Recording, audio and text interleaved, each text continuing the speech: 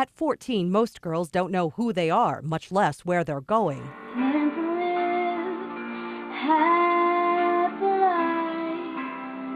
But Don Kerwin says his daughter, Amanda, was shooting for the stars ever since she was old enough to sing. She really wanted to be a singer, and she really practiced hard. Lots of little girls want to be famous when they grow up, but Amanda had a strategy. She had a whole book full of stuff, either the singing and how she was going to get to Hollywood. In August of 2014, Amanda's dreams were forever silenced.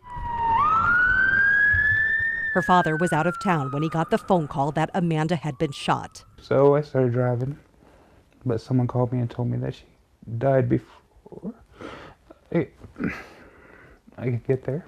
Columbus police say Amanda was hanging out on Dana Avenue talking to some friends when she was killed by gunfire. Detectives say she wasn't the intended target.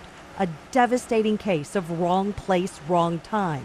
We soon learned Amanda's killer was just a child himself.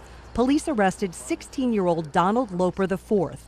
When 10 TV searched the teen's criminal history, we learned just 3 months earlier, Loper faced serious delinquent charges. Police say he threatened to kill a woman, attacked her son, and smashed a car window with a crowbar. Kerwin questions why the court turned Loper loose. If they would have treated him the same way as they treat an adult, maybe he wouldn't have been there to do that.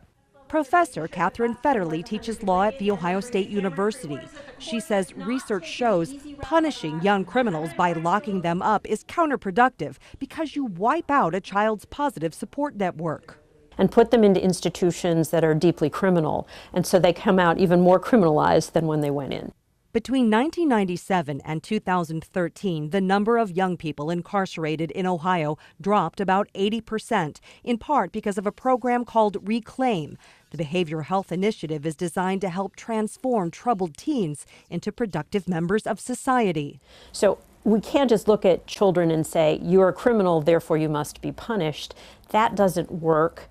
But there was a community outcry when a Pickerington teenager who tried to abduct 2 women in his neighborhood was allowed to play for the high school football team.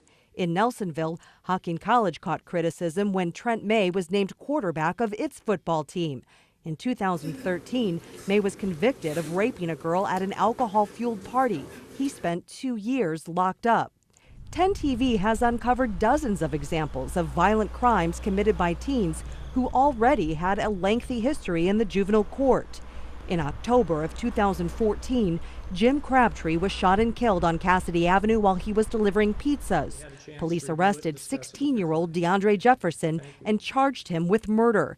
10 TV researched Jefferson's juvenile court file and learned he was in trouble before for punching a teacher, assault, and threatening to shoot someone. He's now serving 18 years to life behind bars. And in 2009, 18-year-old Dwan Allen was indicted for murdering his girlfriend's 22-month-old daughter just hours before he was to face a juvenile judge for robbing a fast food restaurant.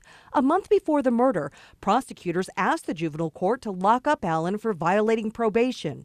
He was instead ordered to wear an electronic monitoring bracelet. It's disgusting. It's really hard to take. Jason Pappas is the president of the Fraternal Order of Police. He says officers are frustrated by arresting violent young criminals only to be told the teens won't be detained, not even until they face a judge. But you can't just turn away immediately armed and dangerous felons because they're children. They're armed and dangerous felons, period. Every day what we do here is balance the best interest of a child, if you would, with public safety. If we had a crystal ball, we would be the very best juvenile court in the world. Judge Elizabeth Gill says it would be easy to just lock them up and throw away the key, but that's not the goal of the system. We don't view this as a hug and release process. This isn't meant to be, Junior, a smack on your hands, go out and be a good boy. We are trying very hard to do something to be smarter on crime, not soft on crime, smarter on crime. Because juvenile crime, if not treated, if not worked with, has a high likelihood to become adult crime.